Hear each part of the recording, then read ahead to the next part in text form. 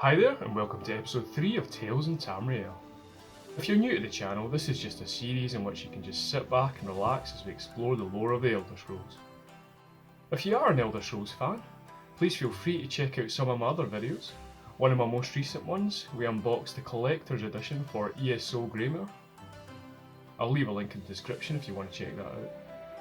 But without further ado, let's just dive right in. So the feedback that I've received for these videos so far has been overwhelmingly positive. Some of you have noticed that I should maybe speak a little bit clearer and lower the music a little bit, so that's something that I aim to do in the future videos. The first video we did focused on the great Nord tale Olaf and the Dragon. The last video we focused on Wisp Mothers. Today we're going to read the book Chance's Folly by Elmog Gulge.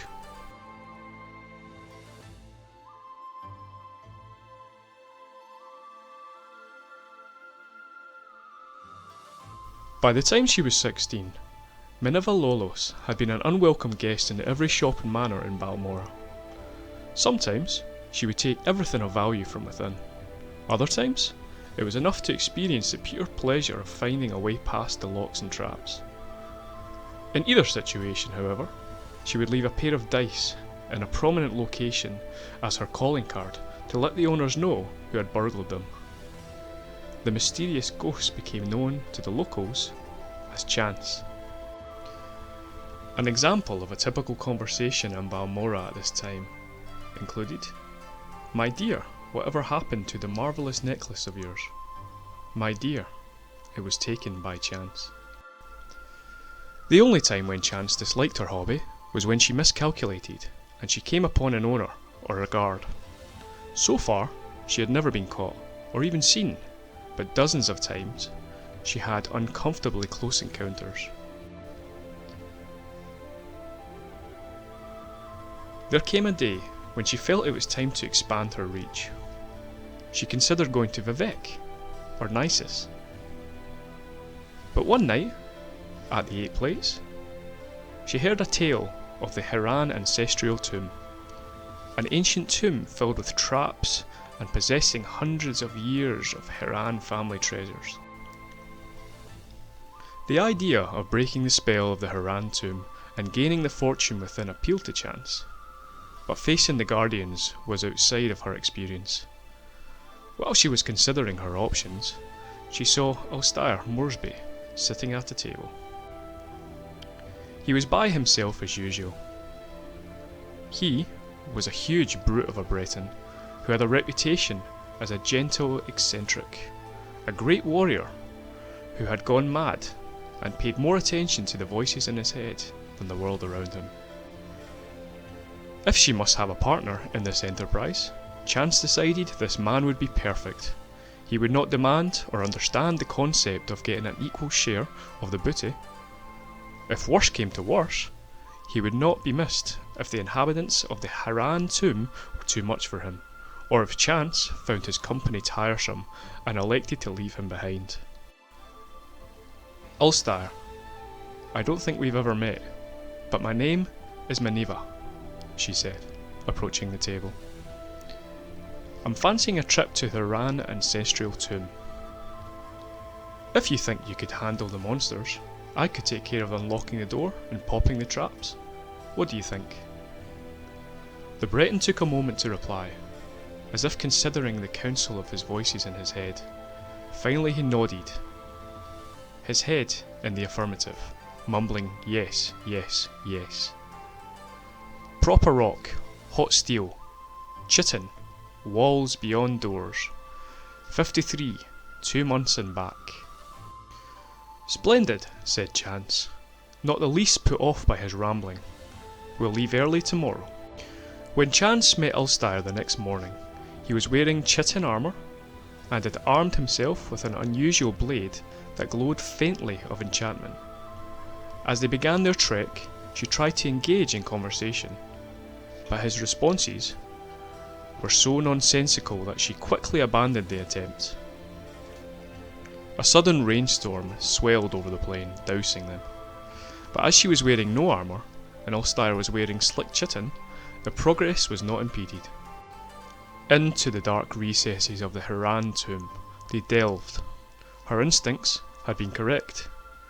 They made very good partners. She recognised the ancient snapwire traps, the deadfalls, and the brittle backs before they were triggered, and cracked all manners of the lock.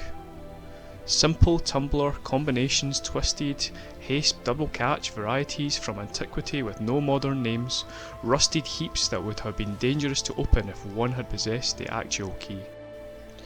Ulster, for his part, slew scores of bizarre fiends, the likes of which Chance, a city girl, had never seen before. His enchanted blade spelled of fire and was particularly effective against the frost Astronax. He even saved her when she lost her footing and nearly plummeted to a shadowy crack in the floor. "Not to hurt thyself," he said, his face showing genuine concern. "There are walls beyond doors in 53, Drain Ring, 2 months and back. Proper rock? Come, Mother Chance." Chance had not been listening too much of Ulster's babbling, but when he said Chance, she was startled. She had introduced herself as Minerva. Could it be that the peasants were right, and that when the madman spoke, they were talking to the Daedra Prince Sheogorath, who gave them advice and information beyond their kin? Or was it rather, more sensibly, that Ulster was merely repeating what he had heard tell in Balmora, where in recent years Chance had become synonymous in lockpicking? As the two continued on, Chance thought of Ulster's mumblings. He had said chitin when they met, as if it had just occurred to him, and the chitin armour that he wore had proven useful. Likewise hot steel. What could walls beyond doors mean, or 2 months and back? What numbered 53? The notion that Ulster possessed secret knowledge about her and the tomb they were in began to unnerve Chance. She made up her mind that to abandon her companion once the treasure had been found. He had cut through the living and the undead guardians of the dungeon. If she merely left by the path they had entered, she would be safe without the defender. One phrase, he said, made perfect sense to her. Drain Ring. At one of the manors in Balmora, she had picked up a ring purely because she thought it was pretty. It was not until later she discovered that it could be used to sap other people's vitality. Could Ulster be aware of this? Would he be taken by surprise if she used it on him?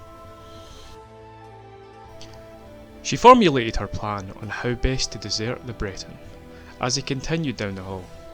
Abruptly, the passage ended with a large metal door, secured by a golden lock. Using her pick, Chance snapped away the 2 tumblers on the bolt. She swung the door open, and the treasure of the Haran tomb was within. Chance quietly slipped her glove from her hand, exposing the ring as she stepped into the room. There were 53 bags of gold within.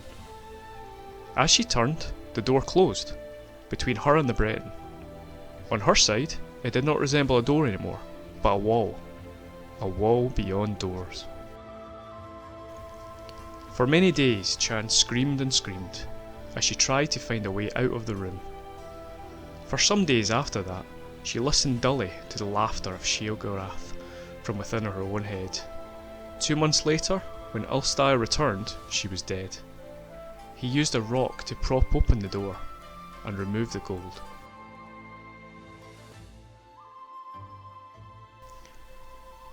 Now that is a damn good story, with a really terrifying and claustrophobic ending.